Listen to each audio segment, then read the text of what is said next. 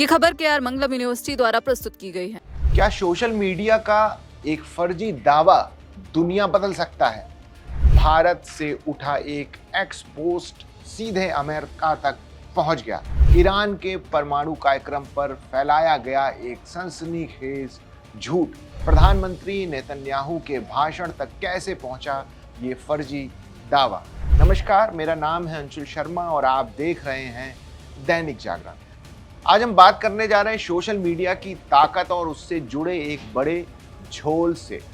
एक भारतीय x account से ईरान के परमाणु कार्यक्रम को लेकर एक ऐसा फर्जी दावा फैलाया गया कि देखते ही देखते वो अमेरिका और इजराइल के शीर्ष नेताओं तक पहुंच गया। इस झूठी खबर ने अंतर्राष्ट्रीय राजनीति में भूचाल ला दिया है। आइए जानते हैं कि कैसे एक अनजान कोने से उठी ये बात दुनिया भर की बड़ी सुर्खियों का हिस्सा बन गई।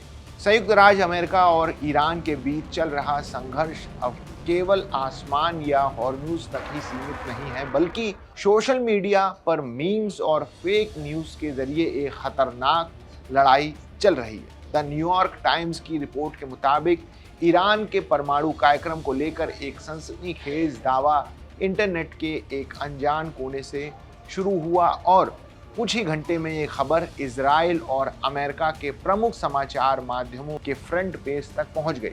यहाँ तक कि इजरायली प्रधानमंत्री बेंजामिन नेतन्याहू ने अपने भाषण में इसका जिक्र किया और संयुक्त राष्ट्र में ट्रंप प्रशासन के राजदूत माइक वॉल्टेज ने भी इसे ऑनलाइन साझा किया। इस वायरल पोस्ट में ये दावा किया गया कि ईरान के इस्लामिक रेवोल्यूशनरी गार्ड्स कॉर्प्स के कमांडर जनरल अहमद वाहिदी ने कहा कि उनका देश तब तक परमाणु हथियार बनाने की कोशिश नहीं छोड़ेगा जब तक इजराइल और अमेरिका के पास परमाणु हथियार मौजूद हैं।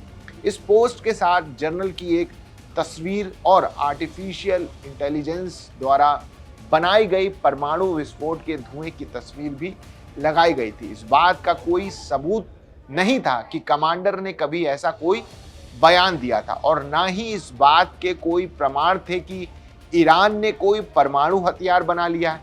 इसके बावजूद ये फर्जी दावा तेजी से दुनिया भर में फैलने लगा। इजरायली सोशल मीडिया अकाउंट्स ने इस फर्जी बयान को तुरंत उठाया और जल्द ही वहां के एक टेलीविजन चैनल ने इसे प्रसारित करते हुए दावा किया कि ये ईरान का पहला खुला कबूलनामा है कि वो परमाणु बम बना रहा है। उसी शाम यरूशलेम में इजराइल के राष्ट्रीय कब्रिस्तान माउंट हर्जल में प्रधानमंत्री बेंजामिन नेतन्याहू के भाषण में भी ये बात शामिल हो गई, जहां उन्होंने इसे ईरान के खतरनाक इरादों का एक बड़ा सबूत बताया।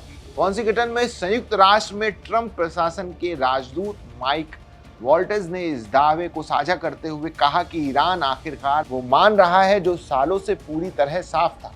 फ्लोरिडा के सेनेटरी रिक स्कॉट ने इसे रीपोस्ट कर दिया और फॉक्स न्यूज़ ने भी इस झूठे दावे को अपनी कवरेज में शामिल कर दिया। जब इस पोस्ट के सफर की पूरी पड़ताल की गई तो पता चला कि ये लगभग 1,75,000 फॉलोअर्स वाले एक भारतीय एक्स अकाउंट से शुरू हुआ था। इसके 2 घंटे के भीतर ही 82,000 फॉलोअर्स वाले एक अन्य भारतीय अकाउंट ने इसका हिंदी अनुवाद साझा कर दिया। मोसाद कमेंट्री नामक एक इजरायली अकाउंट ने इस दावे को और आगे बढ़ाया। हालांकि इस अकाउंट का नाम इजराइल की खुफिया एजेंसी जैसा है, लेकिन इसका एजेंसी से कोई भी पुष्ट संबंध नहीं है।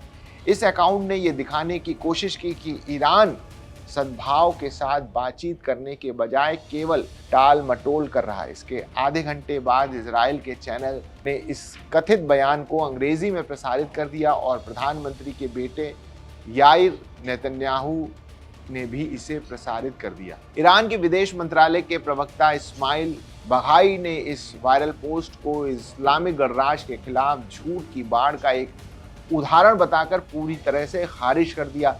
उन्होंने बिना कोई सबूत दिए इस तरह के दावों के पीछे इजराइल का हाथ होने का गंभीर आरोप लगाया। उन्होंने पत्रकारों से कहा कि ईरान के खिलाफ सैन्य कार्रवाई को सही ठहराने के लिए पिछले 2 दशकों से इस तरह के झूठे आरोपों का लगातार इस्तेमाल किया जा रहा है। ये जग जाहिर है कि ईरान के परमाणु कार्यक्रम पर 3 दशकों से अंतर्राष्ट्रीय स्तर पर जांच चल रही है। हालांकि तेहरान का हमेशा से यही कहना रहा है कि ये कार्यक्रम पूरी तरह से केवल नागरिक उद्देश्यों के लिए है। ये परमाणु कार्यक्रम उन मुख्य कारणों में से एक है जिसका हवाला अमेरिकी राष्ट्रपति डोनाल्ड ट्रंप ईरान के खिलाफ अपने अभियानों को सही ठहराने के लिए देते हैं। जैसे ही इस दावे की सच्चाई पर गंभीर सवाल उठने लगे, माइक वॉल्टेज की पोस्ट को बिना किसी स्पष्टीकरण के चुपचाप एक्स से हटा दिया गया। ये पूरी घटना इस बात का सटीक उदाहरण है कि कैसे एक अनजान अकाउंट्स द्वारा गढ़ा गया एक फर्जी बयान कुछ ही घंटों में सीमाओं और भाषणों की बाधाओं को पार कर सकता है। इससे पहले कि कोई इसकी सत्यता को सत्यापित कर पाता, इससे सर्वोच्च स्तर पर राजनीतिक बयानबाजी की पूरी दिशा ही तय कर दी। तो ये थी सोशल मीडिया पर फैली एक झूठी खबर और उससे मचे भूचाल की पूरी बात। आपको ये इस रिपोर्ट पे क्या कहना है, हमें कमेंट्स बॉक्स में ज़रूर बताइएगा। बाकी देश दुनिया की तमाम बड़ी खबरों के लिए देखते रहिए दैनिक जागरण।